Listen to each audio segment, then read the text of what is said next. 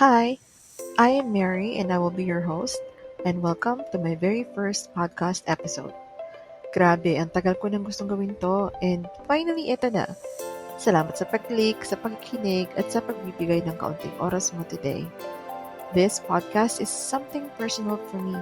Isang space kung saan pwede tayong mag-usap, mag-share ng thoughts, mag-reflect, and maybe somehow makahanap ng kaunting comfort sa gulo ng buhay ngayon.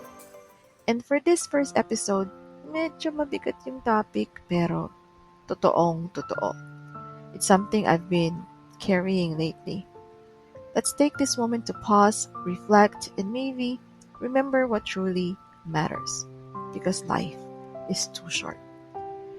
This year has been really hard for me emotionally. Kasi marami akong kakilala, mga kaibigan, kamag-anak ng aking mga kamag-anak who passed away recently. From the beginning of this year, one after another. And on top of that, ilang celebrities na rin na sinusubaybayan ko, bigla na rin ginuha ni Lord. Parang sunod-sunod, ang bigat, ang lungkot, parang ang daming binawi sa unang kalahati ng taon na to. And I feel sad. Kasi kahit gaano ka prepared ang tao, kahit alam mong darating yun, it still hurts. And every time may mawawala, mas lalo kong nare-realize life is really short. So if you're here, thank you ha. Minsan kasi, ang bilis nating makalimot. We think we have time. We think we can always call or visit tomorrow. But the truth is, hindi natin hawak ang bukas. And minsan, yung mga taong mahal natin, bigla na lang silang mawawala.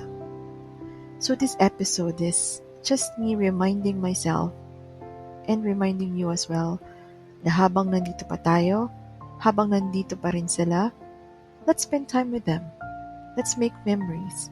Let's take a lot of photos together. Let's say what we really feel. Sabihin mo yung I love you. Sabihin mo yung I miss you. Mag-sorry ka din kung kailangan. Basta, mag-reach out ka. Minsan pride lang talaga ang pumipigil sa atin. Pero kapag wala na sila, ang hirap kasi ang daming sana. Sana nakausap ko pa siya. Sana nayakap ko pa siya.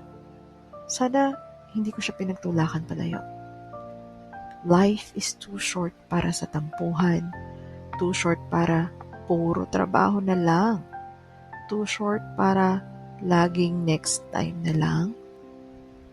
Yung mga moments with our loved ones, minsan nakala natin simple lang.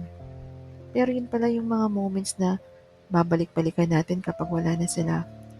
Yung mga moments na gusto mong ibalik kahit saglit lang para makasama silang muli. But you know that it's not gonna happen. So kung may tao kang naiisip habang nakikinig ka ngayon, text mo na siya. Kamustahin mo na. Kahit simpleng ingat ka palagi o naaalala lang kita, it might mean more than you think. Time is something we can never take back. Pero ang love, time with people, memories, yun ang walang kapalit.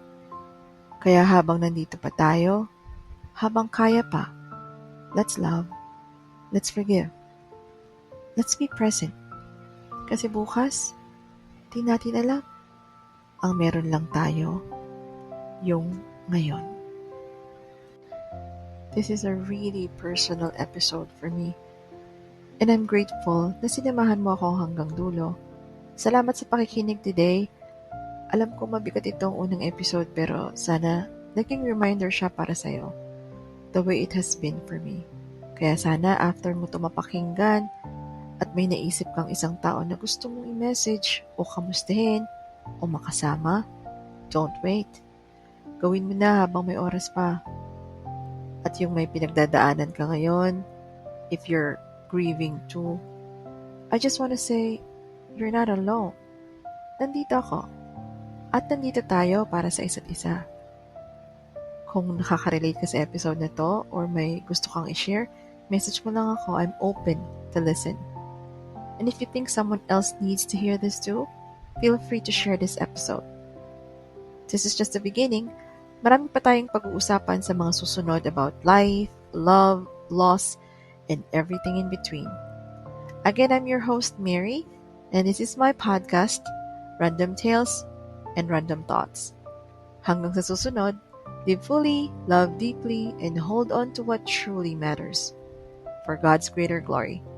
Hanggang sa mga susunod na episodes, abangan! God bless you all! Salamat sa pakikinig!